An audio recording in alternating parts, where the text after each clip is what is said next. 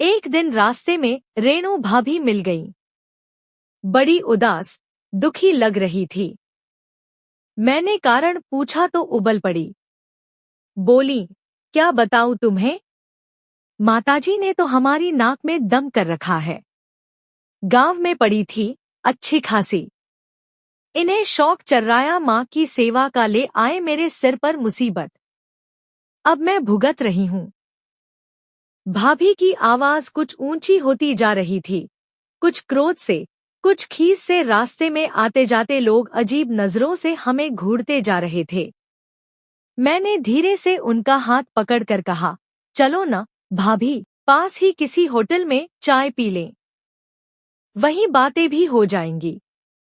भाभी मान गईं और तब मुझे उनका आधा कारण मालूम हुआ। रेणु भाभी मेरी रिश्ते की भाभी नहीं है, पर उनके पति मनोज भैया और मेरे पति एक ही गांव के रहने वाले हैं। इसी कारण हमने उन दोनों से भैया भाभी का रिश्ता जोड़ लिया है। मनोज भैया की मां मझली चाची के नाम से गांव में काफी मशहूर है। बड़ी सरल, खुशमिजाज और परोपकारी औरत है। गरीबी में भी हिम्मत से इकलौते बेटे को पढ़ाया। तीनों बेटियों की शादी की। अब पिछले कुछ वर्षों से चाचा की मृत्यु के बाद मनोज भैया उन्हें शहर लिवा लाए। कह रहे थे कि वहां मां के अकेली होने के कारण यहां उन्हें चिंता सताती रहती थी। फिर थोड़े बहुत रुपए भी खर्चे के लिए भेजने पड़ते थे। तभी से यह मुसीबत मेरे पल्ले पड़ी है। रेणु भाभी बोली, इन्हीं का खर्चा चलाने के लिए तो मैंने भी नौकरी कर ली कहीं इन्हें बुढ़ापे में खाने पीने, पहनने ओढ़ने की कमी न हो, पर अब तो उनके पंख निकल आए हैं। सो कैसे? तुम ही घर आकर देख लेना, भाभी चिढ़कर बोली। अगर हो सके तो समझा देना उन्हें। घर को कबाड़खाना बनाने पर तुली हुई हैं। दीपक भैया को भी साथ लाएंगी तो वह शायद उन्हें समझा पाएंगे। बड़ी प्यारी लगती है न उन्हें मझली चाची। चाय खत्म होते ही रेणु भाभी उठ खड़ी हुईं और बात को ठीक तरह से समझाए बिना ही चली गईं। मैंने अपने पति दीपक को रेणु भाभी के वक्तव्य से अवगत तो करा दिया था, लेकिन बच्चों की परीक्षाएं, घर के अनगिनत काम और बीच बीच में टपक पड़ने वाले मेहमानों के कारण हम लोग चाची के घर की दिशा भूल से गए। तभी एक दिन मेरी मौसेरी बहन सुमन दोपहर को मिलने आई। उसने MA, B.Ed कर रखा था, पर दोनों बच्चे छोटे होने के कारण नौकरी नहीं कर पा रही थी।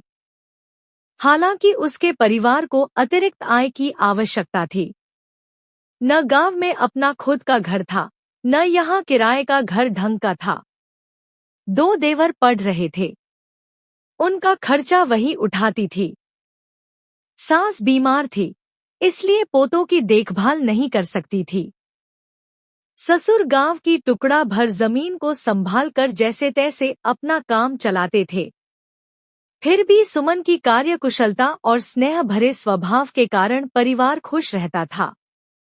जब भी मैं उसे देखती, मेरे मन में प्यार उमड़ पड़ता, मैं प्रसन्न हो जाती।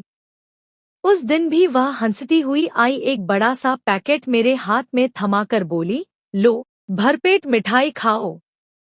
क्या बात है? इस परिवार नियोजन के युग में कहीं अपने बेटों के लिए बहन के आने की संभावना तो नहीं बताने आई? मैंने मजाक में पूछा। धत दीदी, अब तो हाथ जोड़ लिए। रही बहन की बात तो तुम्हारी बेटी मेरे शरद शिशिर की बहन ही तो है, पर मिठाई बिना जाने ही खा लूं? तो सुनो, पिछले 2 महीने से मैं खुद के पांवों पर खड़ी हो गई हूं। यानी कि 9 उसने खुशी से मुझे बाहों में भर लिया। बिना मिठाई खाए ही मेरा मुंह मीठा हो गया। तभी मुझे उसके बच्चों की याद आई। और शरद, शिशिर, उन्हें कौन संभालता है? तुम कब जाती हो, कब आती हो, कहाँ काम करती हो? सुनीता के माता पिता भी आपके साथ जरूर जाएंगे। चाची, अचानक दीपक ने कहा, आप कुछ दिन पहले अपने कार्यक्रम के बारे में बता दीजिएगा। रेणु भाभी और मनोज भैया की नाराजगी का साहस से सामना करके मझली चाची ने एक नया द्वार खोल लिया था अपने लिए। देखभाल की जरूरत वाले बच्चों के लिए और सुमन जैसी सुशिक्षित, जरूरतमंद माताओं के लिए। हरेक के लिए इतना साहस, इतना धैर्य, इतनी सहनशीलता संभव तो नहीं। पर अगर यह नहीं तो दूसरा कोई दरवाजा तो खुल ही सकता है ना। जीवन बहुत बड़ा उपहार है हम सब के लिए। उसे बोझ समझकर उठाना या उठवाना कहाँ तक उचित है। क्यों न अंतिम सांस तक खुशी से, सम्मान से जीने की और जिलाने की कोशिश की जाए। क्यों न किसी नए द्वार पर धीरे से दस्तक दी जाए। वह द्वार खुल भी तो सकता है।